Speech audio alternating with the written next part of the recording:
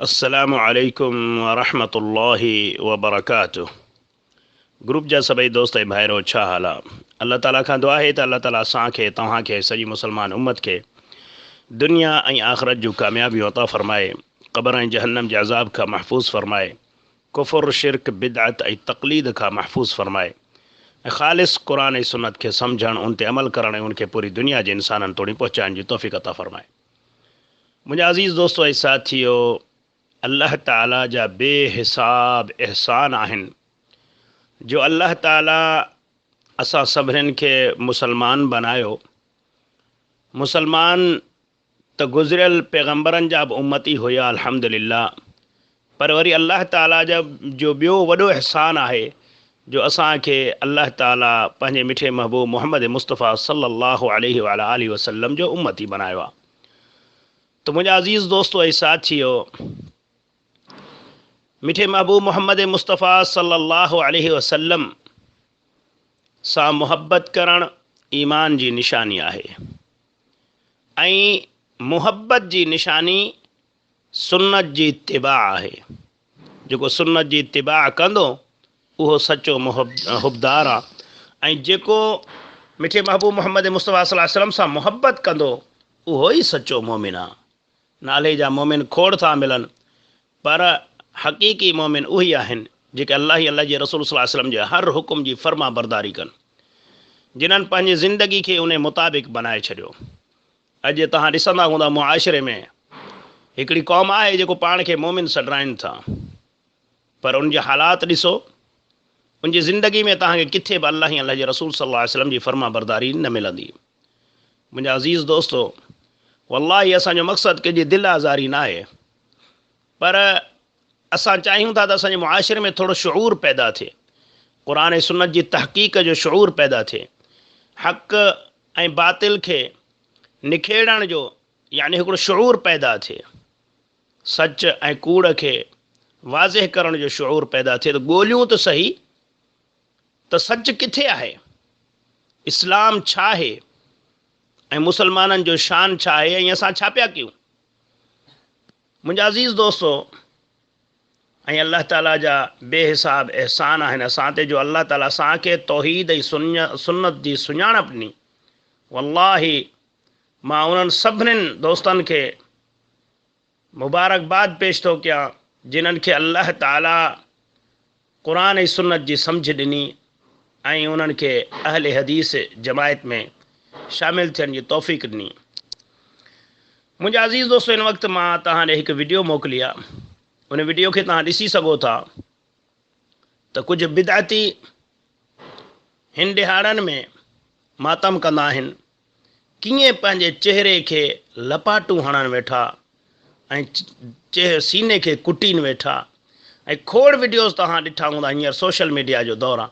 नंढड़नि नंढड़नि मासूमनि खे, शीर ख़्वारनि खे, उन्हनि खे छुरियुनि सां कटियो थो वञे, उन्हनि जे मथनि खे, उन्हनि जे पुठी खे। ऐं मां इहो बि ॾिठो आहे त मां यानी जेके तमामु अजूज़, जेके तमामु कमज़ोर पोड़ा, जेके रेढ़ियुनि ते आंदा था वञनि, उन्हनि जे मथनि खे बि ज़ख़्मी कयो थो वञे, उन्हनि जे चहिरनि खे, उन्हनि जे सीननि खे धक हयो थो वञे। ऐं दावा छा आहे? मुहब्बत अहल बैत। मुंहिंजा अज़ीज़ दोस्तो, अहल बैतनि जे शान खे अल्लाह ताला निरालो करे छॾियो, एतिरे क़दुरु जो अल्लाह जे रसूल सल्लल्लाहु अलैहि वसल्लम फरमायो त जेको मुंहिंजे अहल बैत सां मुहब्बत न कंदो, यानी बुग़्ज़ ऐं अदावत रखंदो ऐं मुहब्बत न कंदो, त उहो जन्नत में दाख़िल नथो थी सघे। उहो जन्नत में दाख़िल थी नथो सघे, यानी अगरि जन्नत में दाख़िल न थींदो ॿियो काॾे वेंदो? जहन्नम में वेंदो। अहल बैतनि सां मुहब्बत करणु ईमान जी निशानी आहे। जीअं हज़रत अली रज़ी अल्लाह ताला अन्हु जे बारे में त वज़ाहत सां अल्लाह जे रसूल सल्लल्लाहु अलैहि वसल्लम फरमायो, ए अली, तोसां मुहब्बत करणु मोमिन जी निशानी आहे ऐं ईमान जी निशानी आहे, ऐं तोसां बुग़्ज़ रखणु मुनाफ़िक़ जी निशानी आहे। त मुंहिंजा अज़ीज़ दोस्तो, उन्हनि जो शान त आला आहे, पर छा हिन मां मुराद इहो आहे छा जो असां सट कुट कंदा रहूं, असां पाण खे कुटींदा रहूं? न मुंहिंजा अज़ीज़ दोस्तो ऐं साथियो, अचो त क़ुरान खां पुछा कयूं, अल्लाह ताला क़ुरान में छा थो फरमाए? शहीदनि जो शान छा आहे ऐं ही उन्हनि जे बहाने ते छा पिया कनि। मुंहिंजा अज़ीज़ दोस्तो, शहीदनि जे बारे में अल्लाह ताला पंहिंजे पाक कलाम में सूरत अल बक़रा आयत नंबर 154, सूरत नंबर 2 आयत नंबर 154 में अल्लाह फरमाए थो, वला तक़ूलू लिमन युक़्तल फ़ी सबीलिल्लाहि अमवात बल अहयाउ वलाकिन ला तशऊरून। अल्लाह फरमाए थो जेको अल्लाह जे रस्ते में शहीद थियनि था त उन्हनि खे मुर्दा न चओ, उहे ज़िंदा आहिनि ऐं अल्लाह वटि उहे ज़िंदा आहिनि, पर उन्हनि जी तव्हांखे ख़बर न आहे, उन ज़िंदगी जी तव्हांखे ख़बर न आहे। पोइ अल्लाह ताला अॻिते पाण फरमाए थो, वलनबलुवन्नकुम बिशैइन मिनल ख़ौफ़ि वल जूअ व नक़्सिन मिनल अमवालि वल अनफुसि वस्समरात वबश्शिर अस्साबिरीन। अल्लाह फरमाए थो त असां ज़रूरु तव्हांखे आज़माईंदासीं, तव्हांजनि जाननि में, मालनि में ऐं पोखनि में। पोइ अल्लाह ताला फरमाए थो, बशारतूं ॾियो उन्हनि खे जेके अल्लाह जे राह में सब्र कनि था। त मुंहिंजा अज़ीज़ दोस्तो, अल्लाह ताला क़ुरान शरीफ़ में हिते जिथे असांखे ॿुधायो आहे त अल्लाह जे राह में जेके शहीद थियनि त उन्हनि खे उहे ज़िंदा आहिनि ऐं अल्लाह चए थो मां आज़माईंदुसि तव्हांखे। पोइ अल्लाह फरमाए थो उन्हनि खे बशारतूं ॾियो जेके सब्र कनि। ऐं अॻिते अल्लाह फरमाए थो, अल्लज़ीन इज़ा असाबतहुम मुसीबतुन क़ालू इन्ना लिल्लाहि व इन्ना इलैहि राजिऊन। उन्हनि खे जॾहिं का तकलीफ़ ईंदी आहे चवंदा आहियूं अल्लाह ॾे मोटी अल्लाह ॾे वेंदासीं। हू चेहरनि खे धक कोन हणंदा आहिनि, सीननि खे धक न हणंदा आहिनि। पोइ अल्लाह फरमाए थो, उलाइका अलैहिम सलावातुम मिन रब्बिहिम व रहमा व उलाइका हुमुल मुहतदून। इहे ई आहिनि जेके हक़ीक़त में अल्लाह ताला जे तरफ़ां उन्हनि ते रहमतूं ऐं उन्हनि ते नवाज़िशूं बख़्शिशूं वसंदियूं आहिनि ऐं इहे ई आहिनि हिदायत याफ़्ता। मुंहिंजा अज़ीज़ दोस्तो, हिन आयत में अल्लाह ताला फरमाए थो जेको अल्लाह जे राह में शहीद थियनि उन्हनि खे तव्हां मुर्दह न चओ। वरी अॻिते अल्लाह ताला क़ुरान पाक में सूरत आल इमरान आयत नंबर 169 में फरमाए थो, वला तहसबन्न अल्लज़ीन क़ुतिलू फ़ी सबीलिल्लाहि अमवात बल अहयाउन इंद रब्बिहिम युरज़क़ून। अल्लाह फरमाए थो, वला तहसबन्न अल्लज़ीन क़ुतिलू फ़ी सबीलिल्लाहि अमवाता। जेके अल्लाह जे राह में शहीद थियनि था उन्हनि खे मुर्दह न सम्झो, बल अहयाउन इंद रब्बिहिम युरज़क़ून। उहे ज़िंदा आहिनि ऐं अल्लाह ताला वटि उन्हनि खे सुहिणी रोज़ी ॾिनी थी वञे। फ़रिहीन बिमा आताहुमुल्लाहु मिन फ़ज़लिही। उहे त ख़ुशि आहिनि उन्हनि नेमतनि ते जिन्हनि ते जेके अल्लाह ताला उन्हनि खे ॾिनो आहे। वयस्तबशिरून बिल्लज़ीन लम यल्हक़ू बिहिम मिन ख़ल्फ़िहिम अल्ला ख़ौफ़ुन अलैहिम वला हुम यहज़नून। अल्लाह ताला फरमाए थो, ऐं जेके पुठिते रहिजी विया आहिनि ऐं शहीद थी उन्हनि सां गॾु न गॾिया आहिनि, तिन लाइ बशारत मोकिलींदड़ आहिनि त उन्हनि ते को बि ख़ौफ़ ऐं ख़तरो न हूंदो ऐं न ई उहे गमगीन थींदा। उहे यानी पोयनि जे लाइ सोचींदा त असांखे अल्लाह ताला हेतिरो अज़मतूं ॾेई शॾियूं आहिनि त हीअ पोयां बि शहीद थी अचनि। शहादत जी तमन्ना असांजे मिठे महबूब मोहम्मद मुस्तफ़ा सल्लल्लाहु अलैहि वसल्लम कई। अल्लाह जे रसूल सल्लल्लाहु अलैहि वसल्लम फरमाए त मुंहिंजी तमन्ना आहे त अल्लाह ताला जी राह में मां शहीद थियां, अल्लाह वरी ज़िंदा करे, वरी शहीद थियां, वरी अल्लाह जे ज़िंदा करे। यानी अल्लाह जे रसूल सल्लल्लाहु अलैहि वसल्लम बार बार इहे अल्फाज़ दोहराईंदा त मां तमन्ना आहे मुंहिंजी अल्लाह मूंखे शहीद करे, मां शहीद थियां वरी अल्लाह ज़िंदा करे। ऐं अल्लाह फरमाए थो हुन आयत में, वला तक़ूलू लिमन युक़्तल फ़ी सबीलिल्लाह, ऐं हिते आहे वला तहसबन्न अल्लज़ीन क़ुतिलू फ़ी सबीलिल्लाह। हुते अल्लाह फरमाए थो जेके अल्लाह जे राह में मुर्दा थियनि, शहीद थियनि, उन्हनि खे मुर्दा न चओ। हिते अल्लाह फरमाए थो उन्हनि खे मुर्दा सम्झिजो बि न। केॾी वॾी शान ऐं फज़ीलत आहे। त मुंहिंजा अज़ीज़ दोस्तो, शहादत जी तमन्ना, शहादत जो शौक़ु सहाबा रखंदा हुया, नबी करीम सल्लल्लाहु अलैहि वसल्लम रखंदो हुयो। उन्हनि जो इहा आरज़ू हुई। बल्कि अल्लाह जे रसूल सल्लल्लाहु अलैहि वसल्लम फरमायो जेके शहीद थी जन्नत में वेंदा, उते अल्लाह जॾहिं उन्हनि जो इकराम कंदो, पुछंदो छा खपे, त हू चवंदा अल्लाह साईं असांखे जे ॾियणो अथई त वरी इहो ॾे त असां दुनिया में असांखे मोकिल, असां वरी तुंहिंजे राह में शहीद थियूं। जेको शहादत जो मज़ो आहे उहो जन्नत में बि कोन्हे को। एॾो मज़ो शहादत जो, त पोइ ही त कामयाबी मिली न, शहादत मिली, जन्नत मिली, अल्लाह जी रज़ा मिली, हिकिड़ो वॾो याने मर्तबो मिलियो अहल बैतनि खे। इमाम हुसैन रज़ी अल्लाह ताला अन्हु खे एॾो वॾो रुतबो मिलियो, शान मिलियो, त ही मातम आहे छा जो असांखे ख़बर नथी पए। ऐं हालांकि वरी चवंदा जेको मातम थो करे उनखे वॾो सवाबु, उहो जन्नती। असां चऊं था पोइ सबुरु तव्हांजो किथां थियो, जॾहिं अलाह ताला फरमाए थो त उन्हनि सबुरु करण वारनि खे बशारतूं ॾे, जिन्हनि खे तकलीफ़ूं ईंदियूं आहिनि त चवंदा आहिनि असां आहियूं बि अलाह जा, मोटी बि अलाह ॾे वई। सबुरु काॾे वियो, जेको अलाह क़ुर में शरीफ़ में फरमाए थो त मां सबुरु करण वारनि सां गॾु आहियां।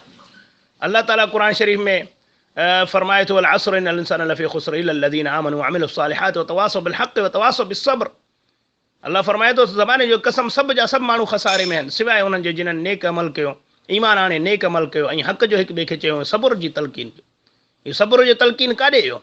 हीअ जेके वॾा वॾा हिननि जा ज़ाकिर ऐं मुला माण्हुनि खे हथ सां मातम जो पिटके जो ॾस ॾियंदा, नंढड़नि मासूमनि खे रत कढाईंदा। मुंहिंजा अज़ीज़ दोस्तो, असांजे मिठे महबूब मोहम्मद मुस्तफ़ा सल्लल्लाहु अलैहि वसल्लम जो हदीस मुबारक आहे। अल्लाह जे रसूल सल्लल्लाहु अलैहि वसल्लम फरमायो, जेको पंहिंजे चेहरे खे धकु हणे, पंहिंजनि कपिड़नि खे फाड़े ऐं जाहिलियत वारियूं दाहूं करे, त उहो असां मंझा न आहे। ऐं इंसानु पाण सोचे त आख़िर इन जो मक़सदु छा आहे। यानी इमाम हुसैन रज़ी अल्लाह ताला जे यानी ताबूत कढणु, उनजो क़बर जी मुशाबहत करणु, उनखे कढणु ऐं शहर में रुलाइणु, छा इहा मोहबत आहे? छा इहो हक़ आहे मोहबत जो? त मुंहिंजा अज़ीज़ दोस्तो, शहादत जो कहिड़ो क़दुरु इन्हनि कयो। जेके तमन्नाऊं कंदा आहिनि, सहाबा, अहल बैत, पैगंबर सभु तमन्ना कंदा हुआ शहादत, छा उन्हनि जो क़दुरु इहो थियो? छा शहीदनि जो इहो क़दुरु आहे त हर साल उन्हनि जो यानी मज़ाक उॾारियो वञे, उन्हनि जी मुशाबत कई वञे, उन्हनि जो यानी हिकिड़ो बसि मां छा चवां, इहो सम्झो त हिकिड़ो ड्रामो कयो वञे। मुंहिंजा अज़ीज़ दोस्तो, इहो हिकिड़ो ॾमर आहे उन्हनि ते, इहा मोहबत न आहे। इहो हिकिड़ो अलाह जे तरफ़ां उन्हनि ते ॾमर आहे। न त शहीदनि जो शान त इहो आहे त अलाह ताला फरमाए थो उन्हनि खे मुर्दा चओ ई न, उन्हनि खे मुर्दा सम्झो ई न। मूं वटि हू ज़िंदा आहिनि ऐं उन्हनि खे रोज़ी मिले थी। सही मुस्लिम जी हदीस आहे, उन में अल्लाह जे रसूल सल्लल्लाहु अलैहि वसल्लम वज़ाहत कई इन आयत जी। उहो कीअं ज़िंदा आहिनि? अल्लाह जे रसूल सल्लल्लाहु अलैहि वसल्लम फरमायो, सब्ज़ पखी जे याने में अल्लाह ताला उन्हनि जो रूह विझे थो उनजे जोफ़ में ऐं उनखे जन्नतनि में छॾे थो ॾिए त घुमो फिरो इश्क कयो। अल्लाह जे रसूल सल्लल्लाहु अलैहि वसल्लम फरमाए, शहीद जो रत जो पहिरियों कतरो बि अञा ज़मीन ते कोन थो किरे त अल्लाह ताला उन्हनि खे जन्नत जो दीदार करे थो छॾे। अल्लाह जे रसूल सल्लल्लाहु अलैहि वसल्लम फरमायो, शहीदनि खे शहादत जे वक़्तु एतिरी तकलीफ़ थींदी आहे जीअं कंहिं किवली खाधो आहे उनखे। बसि जेको असां बज़ाहिर उन्हनि जे तकलीफ़नि खे ॾिसूं था, उहे हुननि खे महसूसु कोन था थियनि। एतिरो वॾो शान, हीउ छा आहे? हीउ छा कयो थो वञे? अलाह जा बेहिसाब अहसाननि जो अलाह ताला असांखे क़ुर ऐं सुन्नत जी सम्झ ॾिनी आहे ऐं असां पाण ते माण्हू नथा खिलायूं। मुंहिंजा अज़ीज़ दोस्तो, असां ॾिसूं था असांजे मुआशिरे में अगरि कंहिं दुश्मनी जे ख़ातिर को दुश्मन कंहिं दलेर माण्हू जे पुट खे, भाउ खे कंहिंखे मारे थो वञे, अगरि हू गैरतमंद आहे त हू रोअंदा बि कोन्हनि खे। छो? चवंदा रोऊं त दुश्मन खिले, दुश्मन असां ते खिलनि त हिननि रुनो आहे, पिटको कयो आहे, का ॻाल्हि कान्हे, का पलांद कंदासीं। इहो हूंदो आहे गैरतमंद जेको दुनियावी हिसाब सां ऐं जंहिंमें दीनी गैरत हुजे। अगरि असांजे इमाम हुसैन खे रज़ी अल्लाह ताला खे शहीद कयो वियो त असांखे उनजो बदिलो वठिणो आहे। बदिलो छा आहे त इमाम हुसैन जे मिशन खे अॻिते हलाइणो आहे। उनजो जेको मक़सदु हो, जेको बुराई जे ख़िलाफ़ु उनजी कोशिशि हुई, उनजी जद्दोजहद हुई, उन खे असां अॻिते वधायूं। जेको नेकी जो हुकुम हू कंदा हुआ, नेकी जे हुकुम खे अॻिते वधायूं। जेको तक़वा परहेज़गारी हुन में हुई, तक़वा परहेज़गारी जो हुकुम ॾींदा हुआ, उनखे अॻिते फैलाईंदा हुआ, उनखे असां फैलायूं। जे क़ुर खे उन सीने सां लॻायो, उन क़ुर खे असां सीने सां लॻायूं। हुनजो इरादो आज़म इहो हुयो पूरी ज़िंदगी, बल्कि न सिर्फ़ु इमाम हुसैन रज़ी अल्लाह ताला जो, बल्कि सहाबा, अहल बैत सभिनीनि जो इहो त कुफ़ुर, शिरक, बिदअत पूरी दुनिया मां ख़तमु थिए। त असां इन आज़म खे वठूं। इहो आहे पलान, इहो आहे उन सां मुहबत जो सबूत। त असां बजाए जो दुश्मननि खे पाण ते खिलायूं ऐं असां पंहिंजनि चेहरनि खे पाण धकु हणूं ऐं पंहिंजनि सीननि खे कुटियूं, असां उनजे मिशन खे वठूं ऐं पूरी दुनिया में निकिरी पऊं। अल्लाह ताला खां दुआ आहे त अल्लाह ताला असां सभिनीनि खे क़बूल फरमाए हिन रस्ते में ऐं असांखे बि शहादत जी मौत अता फरमाए। आमीन या रब्बल आलमीन। व आख़िरु दअवाना अनिल हम्दुलिल्लाहि रब्बिल आलमीन वस्सलातु वस्सलामु अलल मुरसलीन।